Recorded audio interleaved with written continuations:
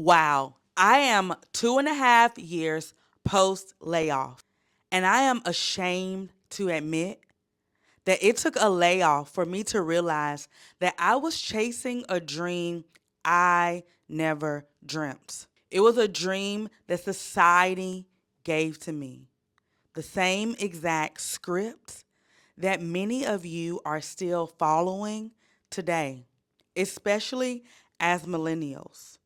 Go to college, get the job, get the house, climb the corporate ladder, save for your 401k, enjoy life when you retire. But what happens when life knocks you off the ladder?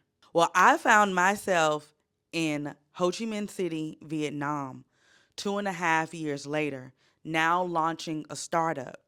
But let's go back to the beginning because some of you all need to hear the same story, and maybe you'll start to question how can you change yours today. Let's go beyond the dream.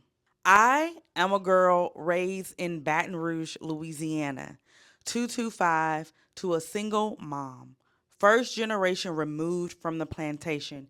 Yes, you heard that right, the plantation. I didn't get a want, an option when deciding what I was going to do. Someone told me, Whitney, you're good at math. You should be an engineer. That was the script that I was given at the age of 13. And guess what I did? I followed it straight to Prairie View A&M University, where I studied mechanical engineering. From there, North Carolina A&T received a master's in industrial and systems engineering. And then I did exactly what I was told.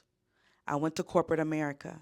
I started my first job at 23 years old in Panama City, Florida, at Train, a manufacturing company. From then on, it was countless conversations with mentors, trying to figure out which function I would specialize in.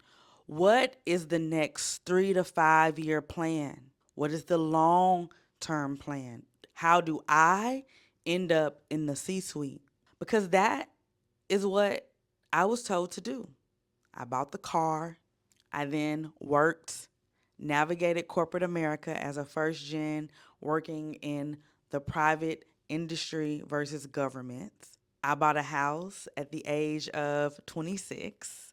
And the only thing I was waiting on by 30 was the husband. And baby, he never came. But one day I decided I wanted to go to business school. Why? Because I wanted to travel. You see, that is a thing that I truly enjoyed doing.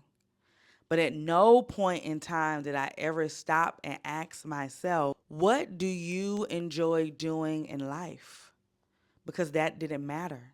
What mattered was a stable income, a retirement fund, a house, something that my mom could report back to her friends and say, Whitney is doing good on Sunday after church. But once I finally asked myself, what would I like to do? And travel was the answer. Business school became the solution. Yes, I quit my job after 8 years to go to business school. University of Michigan, go blue. And I wanted to pivot into HR. We'll get into why later in this series. But really, what I wanted to do was travel. If anyone knows anything about top 10 business schools, is yes, you go to school, yes, you network, yes, you get a great job, but you also take some of the most lavish trips. And that's what I was signing up for. And that's exactly what I did. I traveled to over 15 countries. Yes, this was partly during the pandemic. Judge your mama, don't judge me. But I never felt free. And it was the first time I went off script. I didn't come from a family that knew anything about top 10 MBA programs, the consulting and private equity, venture capitalist lifestyle, management consulting. I knew engineering, lawyer, doctor. Teacher, maybe. Work at the plant if you have to. So this was already a what is Whitney doing moment. And why is Whitney going back to school at 31 years old? But it was the first time I chose to do something for me. And even that rebellion had a structure because I was in a classroom, again, with a proven plan.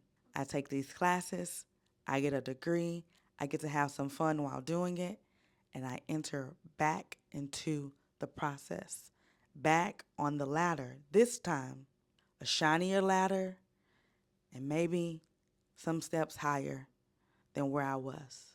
In 2023, I re entered. In 2022, I re entered the workforce and I was now an HR professional, no longer an engineer, but still in manufacturing. And then, after a year and a half, I was laid off.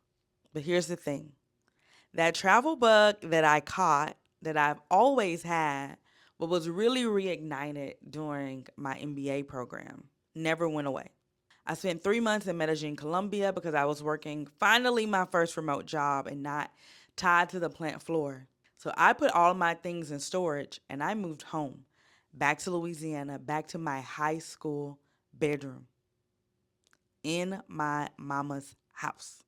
And my mama is that typical Southern mama, baby. Age don't matter. You are still in her house and it is her rules. And that was fine when I had a job. But when I got laid off, it felt like this is the worst and best place I can be. The constant pressure filled the room. And guess what I did? I decided to travel for 1 year. I went to Medellin, Colombia. I went to Thailand, Singapore, Malaysia, and then I ended up in Hanoi, Vietnam. What was supposed to be the ending of my trip turned into a brand new start. And it was the first time I really sat down and forced myself to answer this question. If you do not return to corporate America, what is it, Whitney, that you want to do? What lights you up? What are you good at? What do people say you're good at? And I'll be honest, that was a difficult assignment. But after another year and a half now living in Vietnam, I'm launching a startup. It's called Homing. But I'm not really here to talk about life of an entrepreneur. I'm here to talk about what it looks like, the good, the bad, and the ugly. To rip up the script that society gave you, burn it, and start over in mid 30s. And just so happen to be doing it in a foreign country. If you're someone who's maybe like me, maybe you're not in your mom's house wondering what the hell is next for my life and how in the heck I get out of here. But you still know you're meant and deserved to do more than operate in the box that society told you to live in. Then press subscribe because for the next 30 days, we're going beyond the dream.